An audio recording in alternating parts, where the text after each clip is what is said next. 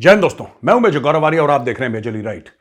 अच्छा, इजराइल ने लश्कर तैयबा को बैन कर दिया, उस पर पाबंदी लगा दी। आज तक इजराइल ने नहीं लगाई थी पाबंदी, जबकि 26/11 में यहूदी भी मारे गए थे, इजरायली भी मारे गए थे, लेकिन आज तक इजराइल ने, कोई कारण होगा, उन्होंने पाबंदी नहीं लगाई।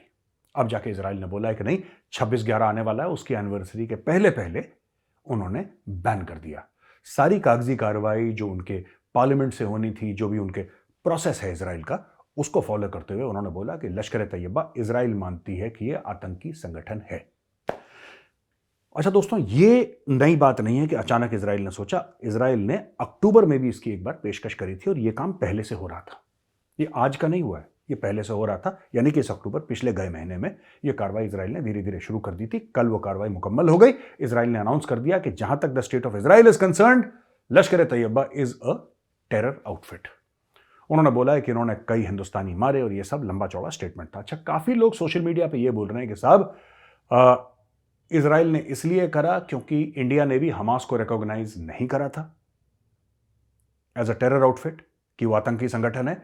इजराइल ये चाहता है कि भारत हमास को बैन कर दे, इसलिए इजराइल ने इसको बैन कर दिया। हो सकता है आप कह रहे हैं, ठीक ही कह रहे होंगे, क्योंकि देशों के बीच में ऐसा होता है कि भैया you scratch my back, I scratch yours.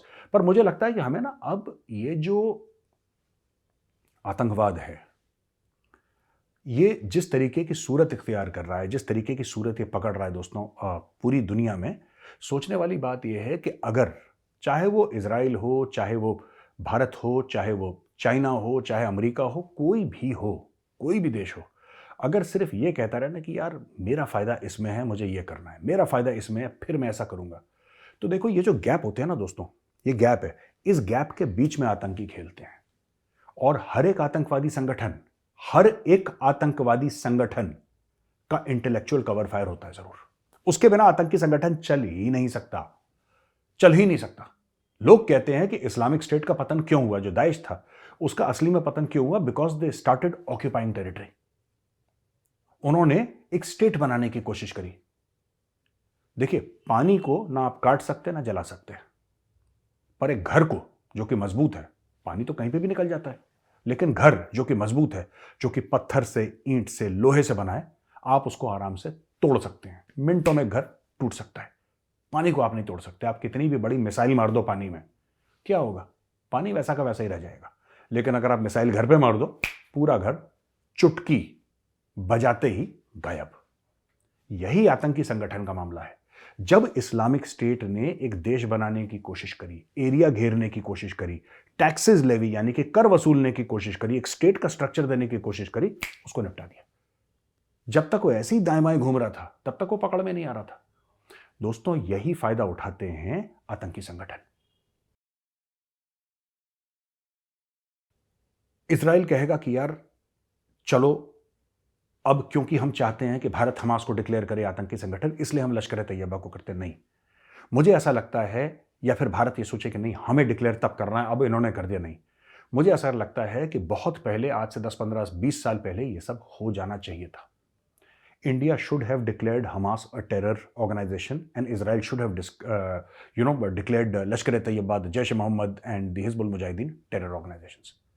जो भी आतंक फैलाए, देखिए, you have to be very brutal with these people. ये जो आतंकवादी है ना, आपको इनके खिलाफ बिल्कुल, जिसको कहते हैं ना क्रूरता से, दोस्तों, आपको क्रूरता से काम लेना पड़ेगा, क्योंकि ये खुद क्रूर हैं। आपको इनकी भाषा में इनसे बात करनी पड़ेगी। इनको पता है, देखिए, ये बेवकूफ नहीं है आतंकवादी। इनको पता है कि इस देश के ये फायदे हैं, इस देश के ये फायदे हैं, ये अपने फायदे के लिए गेम खेलते हैं, ये गिव एंड टेक करते हैं। हर चीज व्यापार है। व्यापार मतलब सिर्फ पैसा ही नहीं, अनेकों किस्म का व्यापार होता है ना दोस्तों इस दुनिया में, तो ये व्यापार करते हैं। ये जो बात है, ये बहुत जरूरी है समझने वाली। हमास के जो लोग हैं, जो हमास का समर्थन करते हैं, वो आज की तारीख में पता क्या बोल रहे हैं? अरे, इतने देश हैं जिन्होंने हमास को तो आतंकी संगठन डिक्लेयर करा ही नहीं। केरल में ये बात हुई है। केरल में जो सॉलिडेरिटी यूथ मूवमेंट है, वो जमाते इस्लामी का जो यूथ विंग है वहां पे केरल में, जिसने कि ये हमास के लीडर को बोला था कि आप टॉक करिए, फिर उसने रिकॉर्डेड वीडियो मैसेज भेजा था, फिर हजारों लोगों ने उसको सुना, बड़ा वायरल हुआ था और कंडेम भी करा लोगों ने। भाई, वो क्या स्टोरी सुना रहा है? वो जो लड़का है, ठीक है, जो लड़का है, उसका हेड है, वो यंग सा लड़का है वो, 25-30 साल का। वो क्या स्टोरी सुना रहा है सॉलिडरिटी यूथ मूवमेंट का जो चेयरमैन है या हेड है उसका। वो ये कह रहा है कि साहब हमास तो इंडिया में बैंड है ही नहीं। उसने हमास, जब मीडिया ने उससे बात करी, उसने हमास को ऐसे पोर्ट्रे करा कि हमास कोई एनजीओ है जो कि बच्चों की मदद करता है, जो बुजुर्गों की मदद करता है। उसने ऐसा पोर्ट्रे कर दिया। तो ये देखिए, हमास के समर्थक भारत में भी हैं। पाकिस्तान तो पूरा ही हमास है। हमास के समर्थक आपको अमेरिका में, यूरोप में, हर जगह मिल जाएंगे आपको।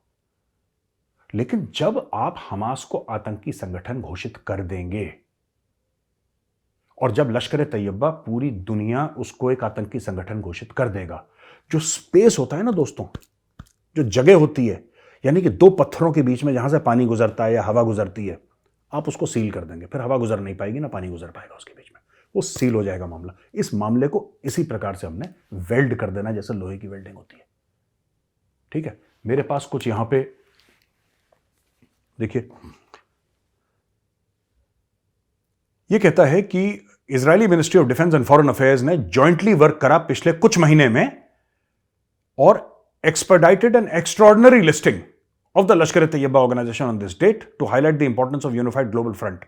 तो एक यूनिफाइड ग्लोबल फ्रंट की बात कर रहे हैं लोग। जो मैं बोल रहा हूं, मैं भी वही बात कर रहा हूं। मैं कह रहा हूं कि इसमें सोचने समझने का वक्त नहीं है। जो आतंक है उससे पूरी दुनिया परेशान है। ठीक है, अब क्योंकि डेमोक्रेसी है दोस्तों, तो डेमोक्रेसी में फिर लाग लपेट बड़ी होती है डेमोक्रेसी में। और ठीक है, कोई बात नहीं, that is the model that we have chosen, the model of governance. अगर हमने चूज करा है तो फिर है, फिर उसमें कोई पॉजिटिव पॉइंट्स भी होंगे, उसमें नेगेटिव भी होंगे, राइट। चाइना का रिएक्शन बिल्कुल अलग है।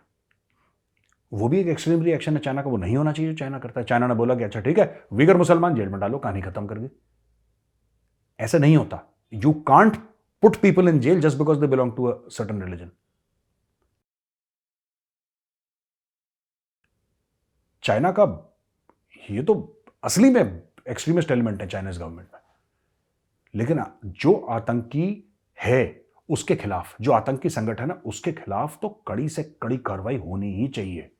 और इनको स्पेस नहीं दे सकते दोस्तों आप इनको। मैं बता रहा हूं आपको, ये जो देश आपस में पॉलिटिक्स करते हैं ना, जियो पॉलिटिक्स, वो कोई भी देश हो यार, मैं एक पर्टिकुलर कंट्री की बात नहीं कर रहा। आप अगर ऐसे करोगे, इनफैक्ट मैं ये कह रहा हूं कि अगर लश्कर तैयबा को डिक्लेयर कराए, ठीक है, आपको पाकिस्तान में भी ये प्रेशर डालना चाहिए कि लश्कर के लोग खुले कैसे घूम रहे हैं, खुले कैसे घूम रहे हैं। ये बोले नहीं नहीं साहब, हमने तो हाफिज सईद को जेल में, कोई जेल वेल में नहीं डाला, मजे मार रहा है हाफिज सईद, 5 स्टार ट्रीटमेंट मिल रही है उसको। तो कहीं ना कहीं दोस्तों एक्सीलेटर पे पैर रखना पड़ेगा और पूरी दुनिया को एकजुट होना पड़ेगा अगर हम चाहते हैं कि आतंकवाद का सफाया कर दें इस दुनिया से।